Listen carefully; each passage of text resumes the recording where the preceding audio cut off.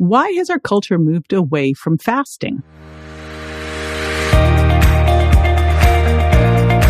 This is JJ Virgin, 4-time New York Times bestselling author, celebrity nutrition expert, and fitness Hall of Famer.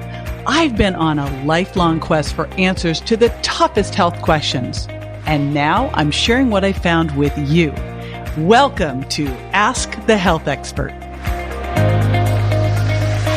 Joanne from Instagram asks, fasting has such a long and rich history. Why has our culture moved away from this model of eating? Hey, it's JJ, and today I have my buddy Dr. Will Cole with me to answer this question. He was named one of the top 50 functional medicine and integrative medicine docs in the nation, and he sees patients globally through his virtual clinic. He's also the co-host of Goop Fellows podcast and the author of best-selling books Keto-Tearing, The Inflammation Spectrum, and the new one, Intuitive Fasting. He's also a big Peloton enthusiast, and I got to tell you, Will, once I get my output up a little bit, I'm coming for you. So stay tuned. We'll be right back with the answer.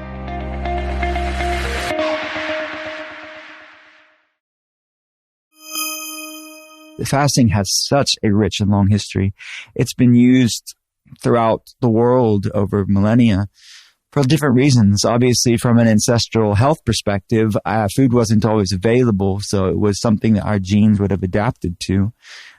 Because research estimates that about 99% of our genetics haven't changed in 10,000 years.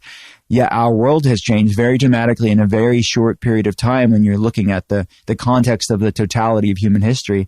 Just think of the last 100 years, the last 200 years, let alone 10,000 years, and the amount that of change that's happened. And we've moved away from periods of fasting because of convenience, because of modernity. It comes with many amazing things, but it comes with a massive price tag for many people in the form of chronic inflammation problems, different autoimmune issues, mental health issues, which are physical health issues. That's something that I talk a lot about in intuitive fasting, is that mental health is not separate from physical health. Mental health is physical health. Our brain is part of our body, and you can't separate things like anxiety and depression and fatigue and brain fog with physical health. I mean, we have to look at the neuroinflammatory pathways that are a part of this. The research shows very clearly in most cases have these inflammatory components to them. So do we have to look at this? Why is there a rise of chronic inflammation? Because of this genetic epigenetic mismatch. This world has changed very dramatically in a short period of time, and this evolutionary mismatch is at the heart of what researchers are really exploring, is why we have this epidemic rise of autoimmune issues, chronic health problems, and brain health issues. So fasting is a way to decrease the chasm between genetics and epigenetics. Our environment, the foods we eat, the way that we live our life, and our DNA. So instead of our genetics, our DNA living in a brave new world, it can be more in alignment. Our lifestyle can be more in alignment with what we've evolved with over years, millennia.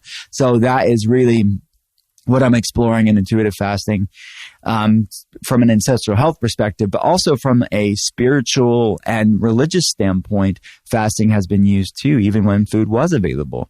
So if you look at Islam with Ramadan, or Judaism with Yom Kippur, or Tish B'Av, in Christianity with Lent, all of these are fasting times, or they started out as fasting times, but they are still fasting times for many people, because there is a stillness, and there's a time to eat and a time to fast. And we've lost that connection with our body and the inner stillness and the inner recalibration that can happen through times of fasting. It's very, very powerful.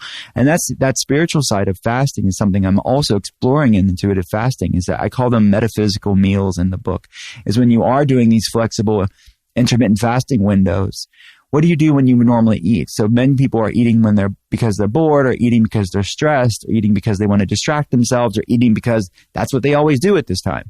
So when you start shifting the window and doing these ebbing and flowing flexible fasting windows, I wanted to give people something to do during that fasting window. So things like journaling, mindfulness meditation, getting out in nature, Shinrin-yoku, the forest bathing, what the Japanese and the South Koreans are looking at in the scientific literature of meditating through the forest and using nature as a meditation, reconnecting ourselves to the earth of, where we came. So it's, there's such a divorced nature going on in our modern life. We're divorced from the things we're a part of.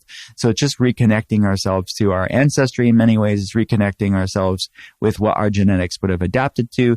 It's reconnecting with our inner stillness and quieting that noise. So it's a profound thing. When you bring in the spiritual mindfulness component to fasting, it is a beautiful thing that is decreasing that chasm again between genetics and epigenetics. This is JJ with Ask the Health Expert. I do this 5 times a week, so make sure you never miss a show by going to subscribetojj.com.